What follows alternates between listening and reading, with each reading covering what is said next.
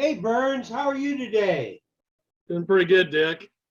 Okay, and how about you, Ken? I'm fine. Okay, we have a get. Instead of listening to two old farts talk politics, we brought in an expert this time, and it's Ken Masugi, who's a senior fellow at the Claremont Institute and adjunct professor at Johns Hopkins. He's got extensive experience in government and academia. Following his appointment to the Claremont Institute, he was special assistant to then Chairman Clarence Thomas of the U.S. Equal Opportunity Commission. After his years in Washington, he held visiting university appointments at James Madison College of Michigan State University and the Ashbrook Center of Ashland University. He was John M. Olin Distinguished Visiting Professor at the U.S. Air Force Academy. With Brian Janeski, Dr. Masugi is co-author of Democracy in California, Politics and Government in the Golden State, and co-editor of the California Republic Institution, Statesmanship and Policy. Master, I have mail for you. He's co-author of several other books on American politics. Close that window. 7 other books on American politics and political thought. His current work project, which I'm really interested in, is a work on citizenship and multiculturalism, which uses standards of the American founding to critique the contemporary attack on a common citizenship. He's author of numerous essays, reviews of work on political theory, constitutional law, public policy, and films. He's also published in popular press, including the Los Angeles Times, the Orange County Register, the Washington Post, the Washington Times, the National Review, and the Weekly Standard. Dr. Masugi holds a PhD from the New School for Social Research. Okay, I hopefully didn't botch that badly. I Ken? think you did It's fine. a little out of date, a few books behind, but it does the trick. What you did fail to say though, Dick, is that Ken was our esteemed co-student at Claremont Men's College in the late 60s. Well, I knew you would throw that in. Well, I'm proud to have been part of that class. Yeah, well, you were And great Ken- classmates. I Ken had is one of the most distinguished alumnus we had out of our class. So oh, I don't know. I think so. Okay, now, from what I understand, Dr. Masugi wanted to talk about Clarence Thomas. And, I wish I'd been taping when we were first talking because it's fascinating. It's far better than listening to Bernie and I.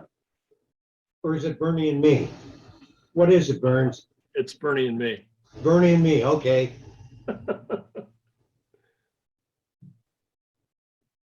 So Ken, I'll turn it over to you.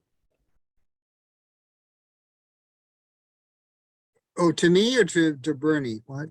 Well, I'll tell you what, since this We is don't want to talk to Bernie. We want to talk to you, somebody who Okay. actually knows. All right. So I suppose I should explain my relationship with Clarence Thomas.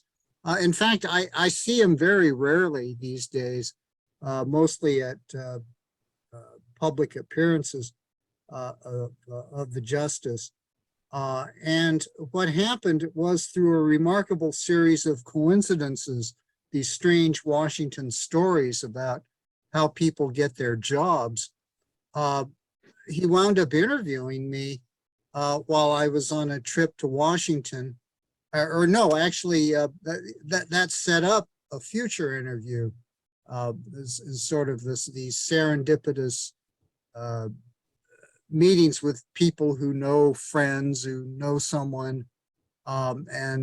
So I got in touch through Clarence Thomas in that way.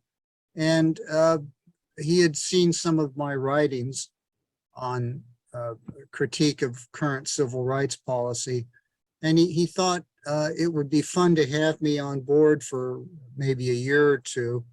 And I could teach him some things, he thought, and he thought I might learn a lot. And in fact, I wound up learning a great deal from him.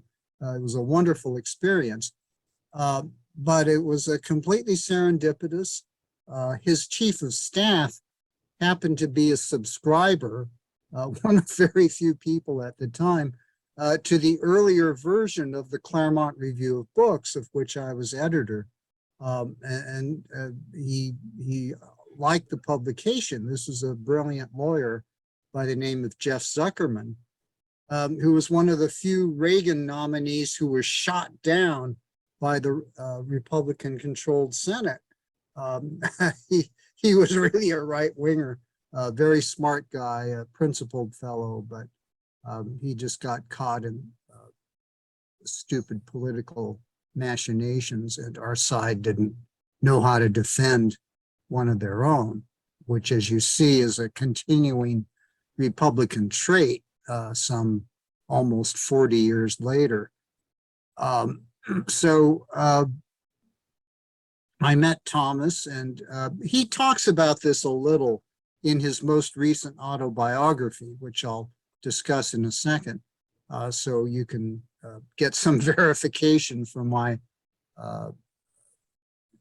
sort of random reflections on the 1980s and our time together. Thomas says, look, I run this agency. I have to testify on the Hill. I have to make sure I have to do all these things, and I don't have time to think. I want you to think. And it's not as though he wanted me to simply think for him. He wanted me to help him remind himself that there's more to the world than just the back and forth, the immediate need to hit back or reply or respond, but that he should keep other things in mind. So in a way, in a sense, I was the perfect airhead for him to hire, a court jester or whatever you want to say. And I should say at this point, I was working for the Claremont Institute, a conservative think tank in Claremont, California, where the three of us went to school, but it's not formally tied to the Claremont colleges. Although at the time, I think all the principal people were graduates of either the undergraduate college, Claremont Men's College, or the graduate school, Claremont Graduate University, as it's later known. So we had a unity in our teacher, Harry Jaffa, whom I'm sure Bernie and Dick recall. And Jaffa was Strauss's, I would say, Leo Strauss's most brilliant student. And what Strauss stood for, and this is, he's controversial, is reviving the notion of ancient natural right, natural justice, the standard of nature, which has been eroded by successive waves of modern thought. And Strauss, I think, wanted to effect an intellectual revolution, which would also have political implications. So he was not, strictly speaking, some abstract thinker, although that's what he did. He simply wrote books, most of which are dense and virtually and seemingly impenetrable, but which had a surface teaching against nihilism, moral relativism, and the doctrines of the day. Strauss stood for transcendent notions of justice that lay in Plato and Aristotle, and which abided throughout the ages, despite the disagreement of the principal philosophers who succeeded them: Machiavelli, Hobbes, John Locke, Hegel, Nietzsche, and of course Karl Marx. And these other later thinkers, Rousseau, for example, had enormous effects on not just the politics of our era, but the literature, the theology, the way we view human life, what we call the arts and the humanities.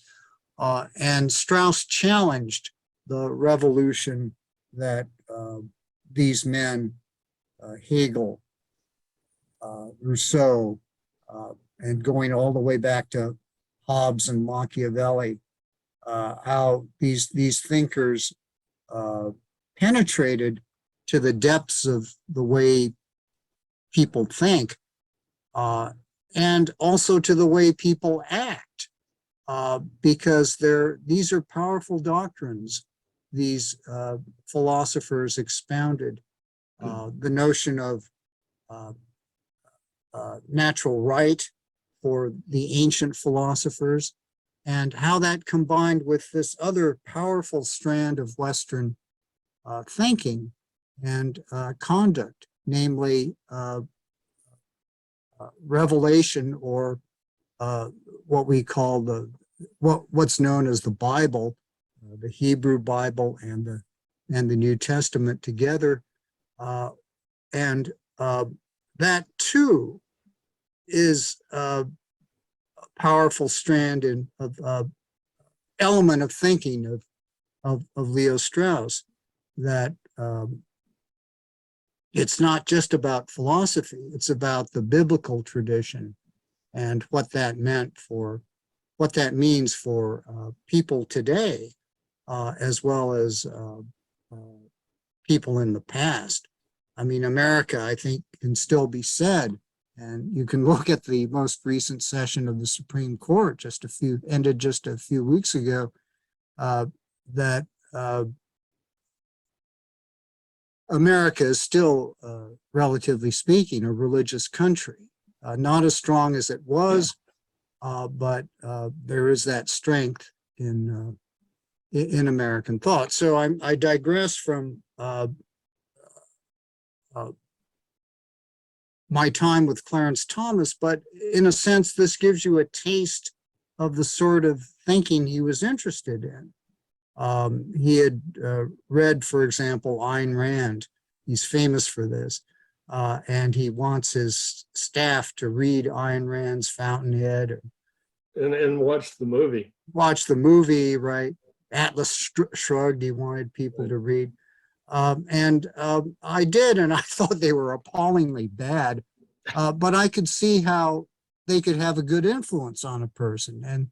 And certainly he did. I think his faith, although it flagged at a certain point, and he talks about this in his 3 autobiographies, he had enough strength left in him to ward off, I think, some of the bad influences of Rand, and take some of the spirited good influences. But it gets very complicated. Well, at any rate, it sounded like an intriguing opportunity. So I left the Claremont Institute, where I was editor, as I said, of the Claremont Review of Books. I was doing a series of conferences and editing books on the bicentennial of the American Constitution, or the sesquicentennial, yes, of the bicentennial of the Declaration, and then on the books on the American founding. They actually met with some critical success. So I had never worked in Washington. I really didn't know much about it, but he offered me a chance to have an insight into it, and it was really appalling. And that's exactly what the sort of reaction he wanted me to have, or what he expected me to have. And then he was intrigued by the perspective I brought to thinking about civil rights and politics. And so he asked me to introduce other people to him. And you can see the result of that in his most recent autobiography, which consists of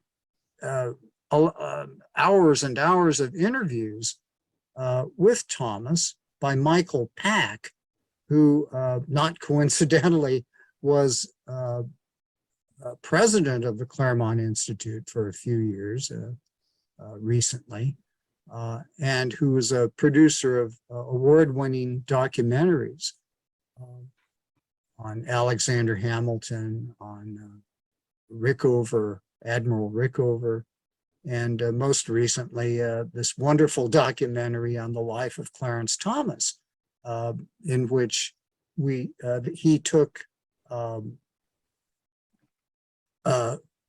Thomas's written autobiography as a basis for a movie. And it's a wonderful movie because he goes through the early years of his early years growing up in the segregated South. He goes through his time in the 60s as a kind of a radical, his time in law school, where he broadened his view of things somewhat, and his bitterness in that period. And He wasn't particularly enamored of Yale, was he? No, he was bitter at the experience he had in seminary. He felt a calling to become a Catholic priest. And so that was another oddity about him, is that he grew up as a Catholic in the segregated South. And under the discipline of his legendary grandfather, who brought discipline into his life, and who insisted that he and his brother make no excuses, that they get up early and work, and that they be moral, God-fearing people. And it's extraordinary what he relates about how his grandfather, because his natural father abandoned him, his mother was in no position to care for them, and so he grew up under the care of his grandfather and grandmother, Miles Anderson. So it's a wonderful story. And Thomas didn't feel oppressed. He knew about the injustice of segregation, but he was basically, as he says, a happy child. And then he attended Catholic school, and he says he had, well, white people can grow up with white privilege, but he had Catholic privilege. That is, he had nuns who disciplined him, priests who insisted he could do even better. He might have been the best student in the class, but that wasn't good enough for them. And he performed in sports, in classroom, and you could tell from the courses he took, which he lists, he had a good education, learning foreign languages, science, English literature, history, and so on. And he felt a calling eventually to go to the seminary in St. Louis, of all places, where he had some very bad experiences with classmates who were part of an older view of things. And he really felt out of sorts there, that these are people. One person even celebrated the assassination of Martin Luther King, which led him to leave the seminary and to begin to question the church, to which he eventually returned. But it was a painful years out in the wilderness.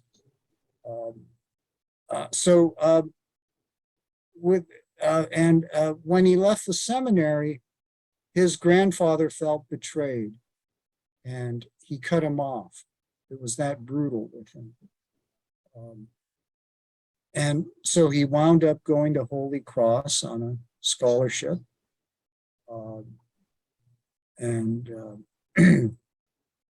It's not as though he had this as a plan, but he just happened to apply to Catholic schools. Holy Cross was one of them. And then he did very well there. He applied to law schools. He got into Harvard, which he thought was great. Then he got into Penn, and he said, well, I don't know, I'm happy with either one of those. I think he preferred Penn. But then he got the invitation for Yale. So he wound up going there, and again, aided by people who believed in him and who wanted to see him succeed under in the best circumstances. And at Yale, he ran into people who broadened his worldview and who converted him from the radical he was at that time to an openness to conservative ideas. He discovered the thinker Thomas Sowell, who was a black, he's in his 90s now, and he distinguished economist and writer on ethnicity and race, PhD from the University of Chicago. And he taught Clarence Thomas a great deal, I mean, just through his writings, but he encountered him personally, and that had a significant outlook on his life. It was Thomas, whom I've met on a couple occasions, as a powerful personal presence. It's unforgettable. Well, you really triggered some thoughts. First of all, I never thought about Clarence Thomas that much, other than your typical Supreme Court hearing. But you really fleshed him out a lot. Number one, but number two, how do you think? Since Bernie and I are both really big into education and experiences of, how do you think his upbringing is impacting his role on the Supreme Court? Well, what he remembers is this, and this is a harsh teaching, segregation, because the Catholic schools he attended as a youth were segregated. So although the teachers were mostly white, these nuns and priests, all his classmates were black. And the way he puts it, I believe, is that, yeah, it was wrong that he couldn't use the library, the public library. Although he has this very interesting story about the librarian allowing him to sit on the steps, but he couldn't let him into she couldn't let him into the library, but he could sit on the steps and he could request a book and she would bring it to him. Things like that. So his uptake from all of this is that a black kid doesn't need to sit with white kids in order to get a good education. You can get it in segregated situation. You can get it in an integrated situation. Or as Lincoln proves, you can get it in a log cabin. Right, exactly. And as long as you have the drive and there's someone there who can teach you, and you can learn from that experience. Certainly he learned Latin, French, and so on. It's when he went to law school, he didn't have a particularly, he was very cynical, so he didn't really intend to become a civil rights specialist. He wanted to have a decent job, and what frustrated him was that although he was a graduate of Yale Law School, which is generally regarded as the top American law school, employers shunned him. What Yale at the time did not post grades. So the graduates were left with the reputation of Yale. But if you were Black, there was the assumption that, well, you really didn't belong there. And so the Yale degree was worthless. And I understand that he posts his diploma in the bathroom, in the bathroom of his house or apartment, wherever he lived.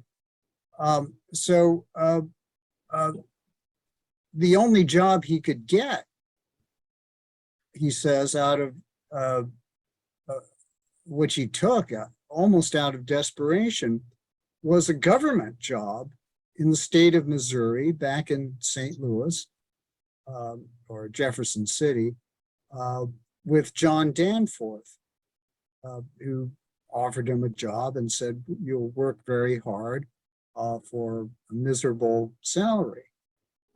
So he took it. He had no other choice. And Danforth became quite a sponsor of Clarence Thomas through his career. Yes. So Danforth, as Attorney General, decided to run for Senate, and he won. So this was a few years later, after Thomas had left the state government and was working in doing corporate law.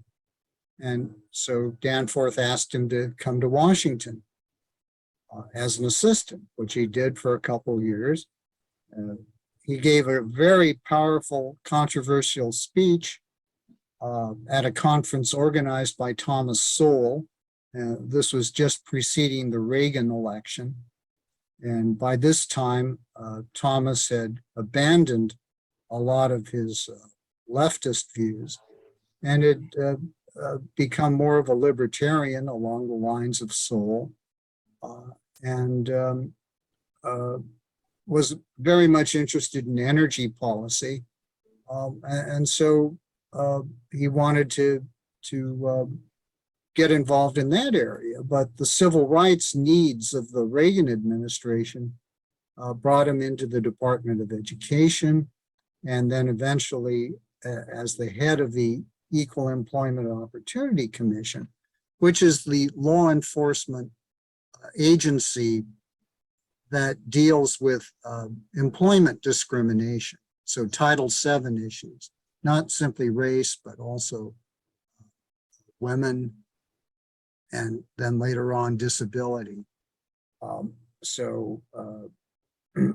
Really very hot issues that the left had dominated and that the right shunned. And so Thomas was in a kind of a no-win situation because he had to enforce anti-discrimination law, which the left thought was very weak. They wanted employment quotas, and the right wanted nothing. So he had no friends, in other words, no natural constituency other than Danforth, who believed very strongly in him. And so that led to some interesting confrontations throughout his career as head of EEOC. He just wanted to keep fighting, though, for his notion that the EEOC should not become an enforcer of quotas, but one of fighting for individual rights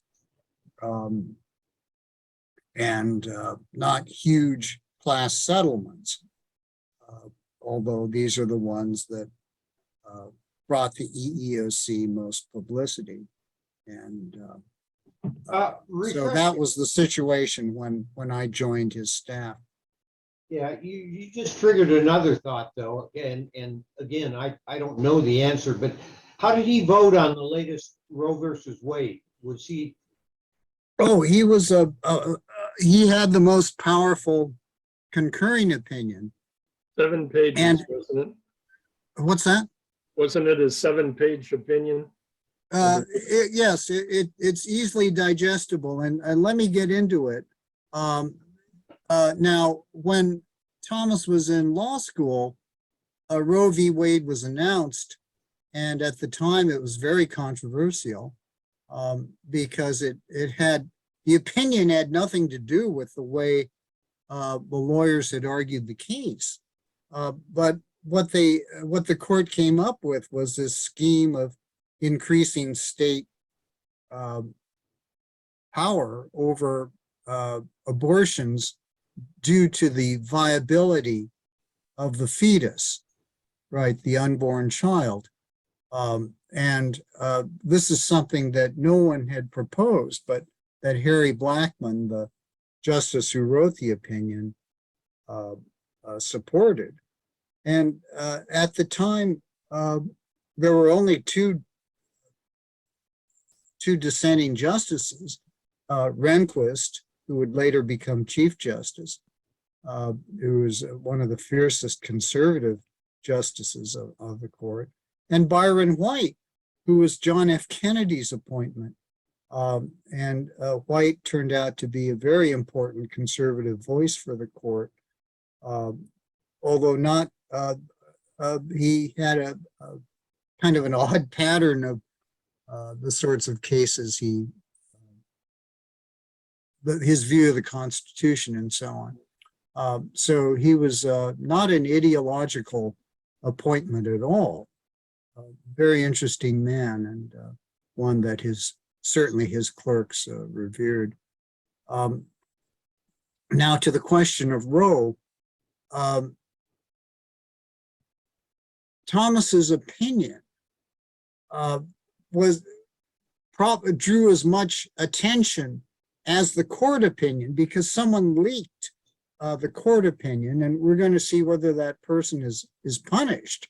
We assume it's a clerk, and there's been a huge amount of speculation that this side did it or the other side did it, but we haven't heard anything yet. But I expect some sort of announcement, and this person should certainly be severely punished. Now, what the court held 6-3 that this Mississippi law that prohibited abortions after 15 weeks was valid, and that 5 of the justices of that 6-person majority thought that this meant Roe v. Wade was overruled. Chief Justice Roberts wanted a more restrictive opinion that would just simply say, well, the Roe principle doesn't hold.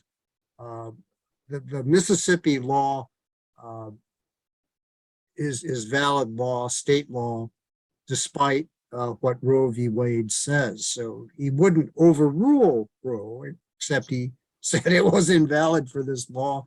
And then this invites, of course, a whole series of state challenges to Roe, which he thought would be a healthier way to allow the democratic process to proceed. The 5 justices, including 3 who were appointed by Trump, thought, look, this is ridiculous. You can't hold on to Roe forever.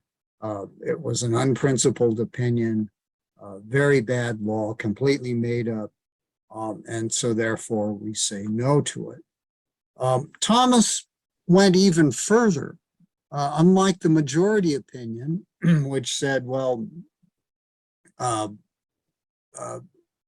what's true of Roe, we're writing only about Roe v. Wade and the issue of abortion. All these other issues that some people think are implicated are not here in this case. That is, the judiciary approved or demanded, let's say, same-sex marriage. They demanded an end to laws against homosexual activity. They demanded other laws as well. And Thomas said, well, the premise of Roe v. Wade is that there's such a thing as substantive due process. And Thomas says that notion of substantive due process has been a great evil. First of all, he says it prevented it justified judicial despotism or tyranny. That is, if 5 people on a court say a certain policy violates due process of law and is therefore unconstitutional, there's no questioning of it. And so it's a weird type of judicial supremacy. And this notion of substantive due process is responsible for a lot of the judicial revolution, not just in on the issue of abortion, but on criminal law, anything relating to privacy, anything dealing with sex is unconstitutional.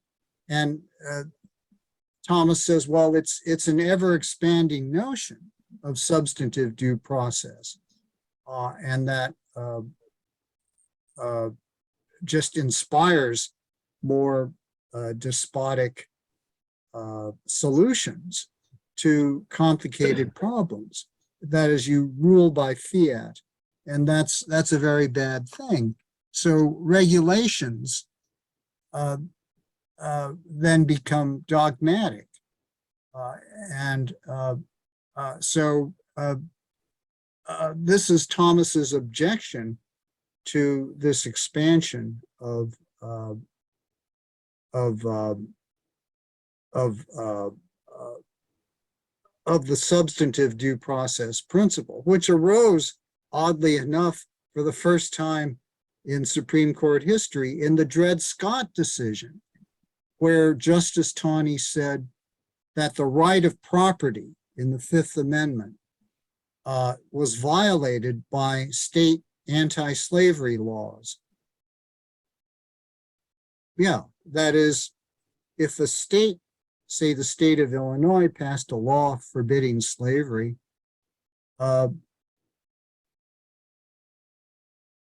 its existence imperiled a slaveholder who wanted to take his slave into Illinois.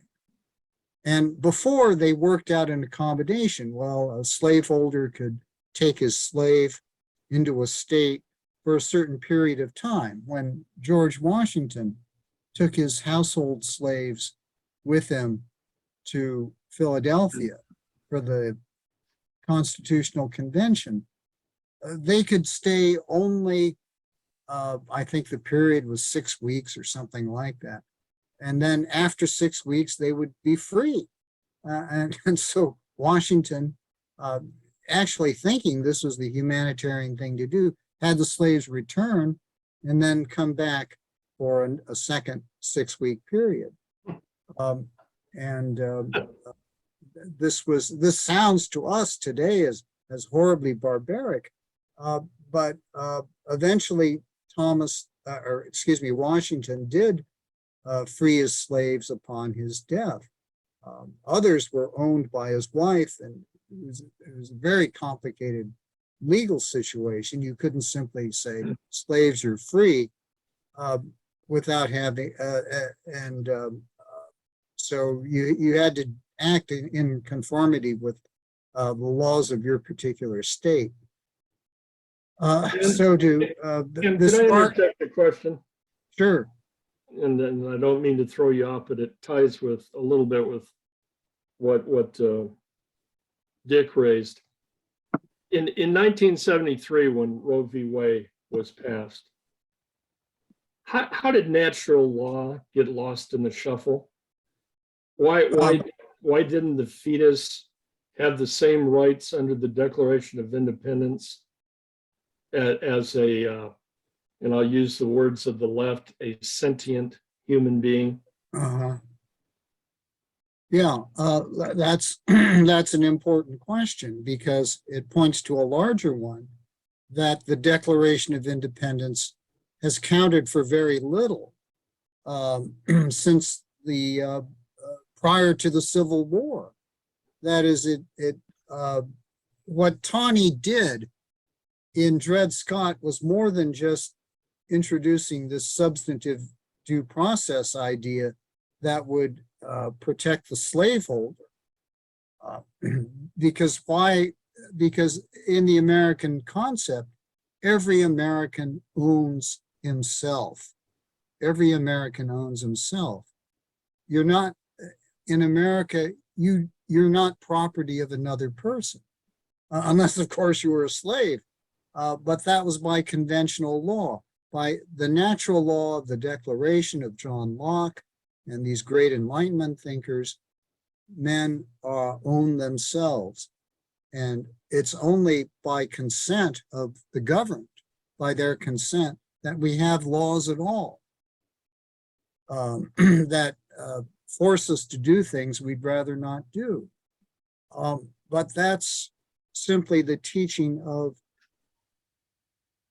that simply follows from an initial adherence to a notion that all men are created equal. Which Tawney rejected. He said, well, that didn't apply to blacks. It couldn't have. Look, they owned slaves. Therefore, they couldn't have believed that human equality extended to the African race. And Lincoln and the dissent, the two dissenting justices, at least one of them in Dred Scott, objected. Now, the funny thing is, if you go back to what Roger Taney wrote over 30 years earlier, when he was an attorney in Maryland, he argued for the liberty of slaves in a case he was handling on account of the Declaration. Well, Biden, long ago in his career, found abortion. Right. Yeah, Jesse Abominable. Jackson, Biden, other national leaders of the Democratic Party were pro-life. Exactly.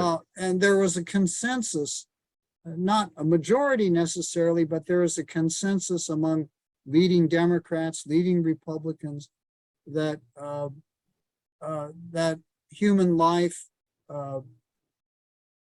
exists from conception on, and this was a religious notion, but today it's simply a natural notion, because you can see in this developing human being life.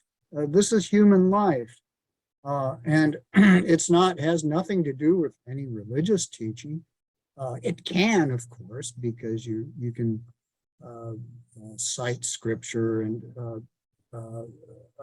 all the great world religions can be cited in defense of prenatal, as pre-birth human life, and that so it's not simply a choice. It involves real human beings who are developing, and that this is they're as much human as the human beings who come after birth, and so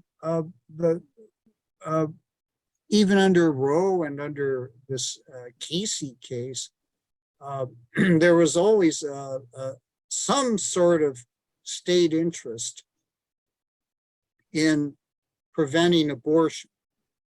It's just that they never came up with any laws a court majority would respect. I mean, there was one law involving partial birth abortion, a horrific procedure. Yes. There was one law that was sustained, but that was it. So just to turn back to the broader issue, how Thomas insisted that all these laws that were based on substantive due process should be re-examined, although what the court did in the Dobbs case, this Mississippi case, has no effect on them all yet, unless you take Dobbs as the first in a series of challenges to these other laws. Now, of course, the Dobbs case didn't abolish the right of abortion. And that's something that people are going to have to reckon with, those who think that abortion is a Right. Let me make a comment. taking of a human life. Dick and I Yeah, talked let about me this last week. Make a comment and then a question. The comment is, most of the world's religion, when children are born, they're 1 year old. In other words, the Right. life starts at that time. And it's very common, particularly in Asian cultures. My question is, what caused the switch? I'm absolutely baffled by these women who are standing up screaming, my body, my right, my this, my that. I mean, that seems awfully self-centered. Yes. Well, some people would argue that this notion that each American owns himself leads to such a radical subjective individualism. That is, it's kind of an endorsement of the radical feminists you just cited. And there's something to that, but I wouldn't push it that far. That is, when John Locke said, every person owns himself. And for an American, that means every American owns himself. Therefore, government has to justify what it does.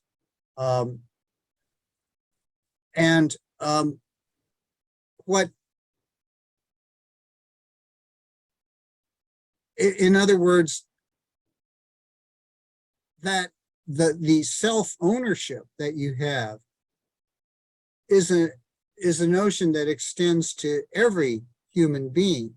You see, there's, on the face of it, there's nothing crazier. There are very few things political crazier than the notion that all men are created equal. Because you're saying, I mean, think about a football game, or just the fact that people are of different ages and sizes and characters, intelligence, etc. And you realize, well, what does this mean? All men are created equal. Well, at its heart, it means you can't own a person to the extent that you can buy and sell such another human being. That's the core meaning. And it's based on a principle of self-interest. The do unto others, right, as you would have them do unto you.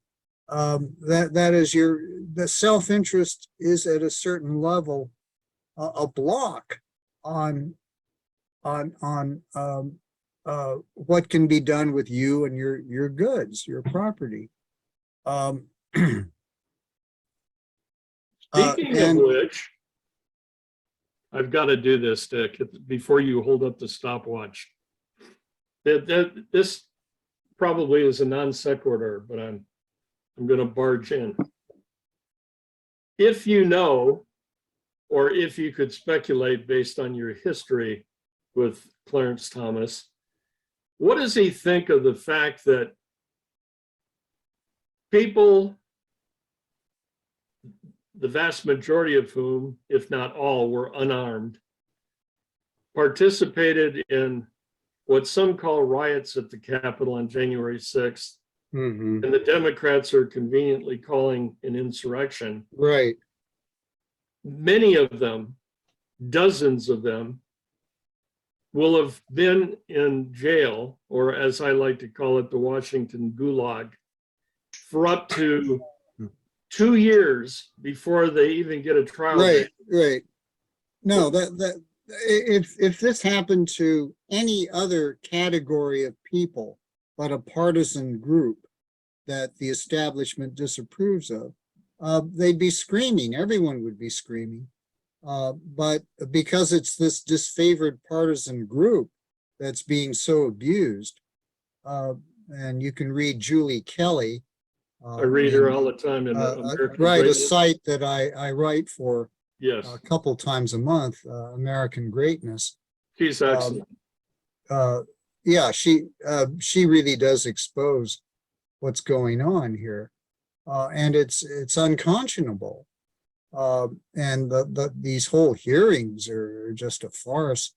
But I can't attribute this to Justice Thomas, and whatever Ginny Thomas has done.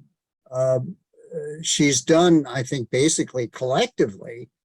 She's signed petitions and so forth. So she's done basically nothing other than what an ordinary citizen might do, informed citizen. So she has a powerful attorney in Violetta, who co-edited this latest autobiography, supplied some of the materials, and so Well, I yeah, I obviously I can't attribute any of these views that we've been discussing recently to just now to Clarence Thomas, because he writes through his opinions. He had nothing to say about abortion earlier in his career, but through his court opinions, he's had some very powerful notions of due process, equal protection. He has a different way of protecting rights, that is referring to the 14th Amendment's Privileges and Immunities Clause, which cover the Second Amendment according to opinions he's written. So it's not as though Thomas is very much a defender of individual rights. He just wants to use a more concrete basis for identifying what those rights are, and for a limit, excuse me, to them.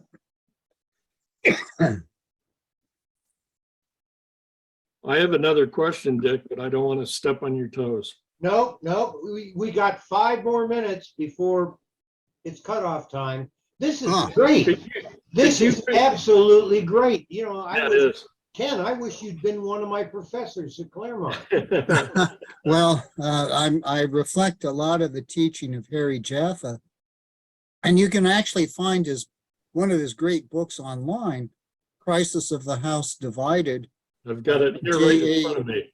Yeah, Jaffa, Jaffa, Crisis of the House Divided. If you do a careful Google search, you can come up with a PDF of the whole book.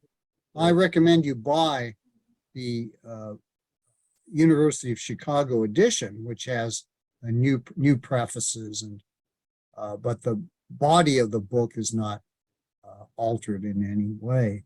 And he has a second book that in a sense modifies what he says in Crisis of the House Divided. It's called A New Birth of Freedom. Right.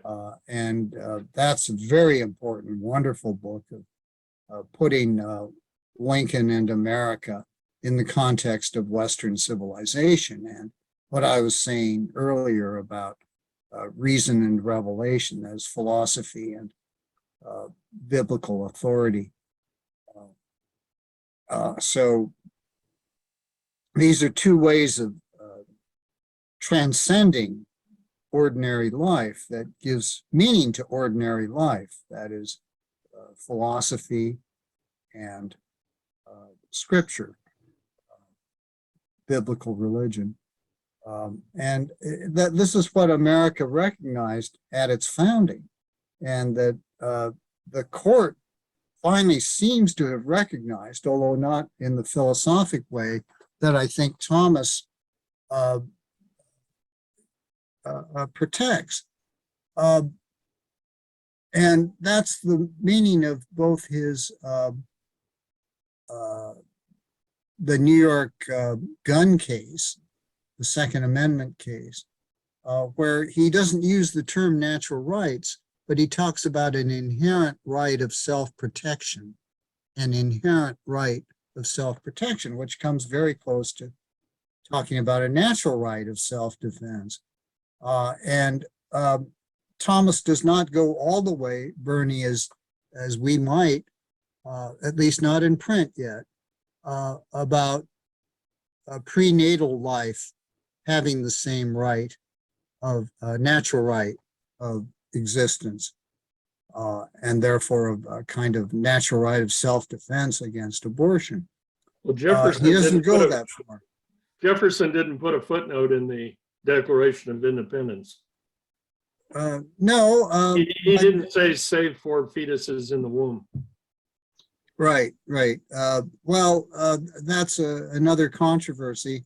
I think you might make a case this way, on behalf of a defense of prenatal life, according to the principles of the Declaration. Then that, of course, is what many in the pro-life movement have advocated for years. For example, the Dred Scott opinion has an importance for elements of the pro-life movement that would use the Declaration to defend prenatal life as a natural right, not simply just a sacred, biblically ordained one. Could you this is my last one, Dick. And given the time element, maybe a thumbnail sketch, but compare and contrast Clarence Thomas with Justice Scalia. Oh, yeah, that's difficult. And one of the funniest things Thomas has said, it's not in this most recent book, it's in his Notre Dame Tocqueville no, it's in his kind of an interview he had with a former clerk of his at a conference, a very recent thing. You can Google it, and Justice Thomas on, I think it's a conference sponsored by one of the think tanks, American Enterprise Institute, I believe, co-sponsored by them. At any rate, someone asked him, well, why did you write an autobiography? And he said, Justice Thomas said, well, Justice Scalia told me to, which of course is a reference to the fact that at the start of his judicial career, people were saying, well, all Thomas does is echo or parrot Justice Scalia's views. Yeah. And in fact, they share a lot of views. But later on, it turned out that there are significant differences between Thomas and Scalia. For example, on the administrative state, Thomas is much harsher. And he can do this because he's not burdened with this notion of stare decisis or precedent. Thomas says quite bluntly in one opinion, or at least in a talk, stare decisis is an excuse for not thinking. An excuse for not thinking, which hardly anyone puts it that way, but in fact, I think that's really the truth. That is, in a sense, it's necessary because you can't start every case from, by reinventing everything. That would lead to anarchy. But on certain doctrines that you think are really mistaken, such as Roe v. Wade and the view of due process privacy that it relies on, that is highly dubious, as I think the majority opinion shows. And just to conclude, maybe on the religion cases, I did a case book, I think, and on the religion clauses. And it's now obsolete completely due to the Kennedy case, the last major case the court ruled on. And they had the Supreme Court had this ridiculous idea fostered by Justice Black in some crazy history that he concocted about the meaning of the establishment of religion. That is, when a school develops a prayer or has anything semi-religious to say to students, this constitutes an establishment of religion, which is preposterous, since establishment meant an official church.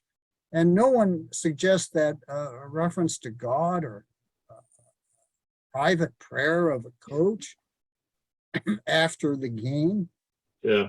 constitutes an establishment of the church.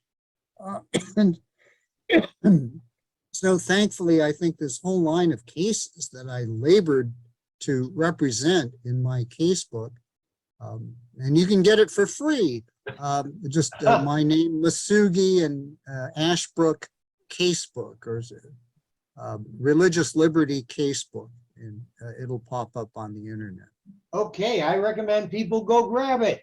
Hey, I hate to be the timekeeper, but I am the timekeeper, so I need to say, Ken, thank you, thank you, thank you.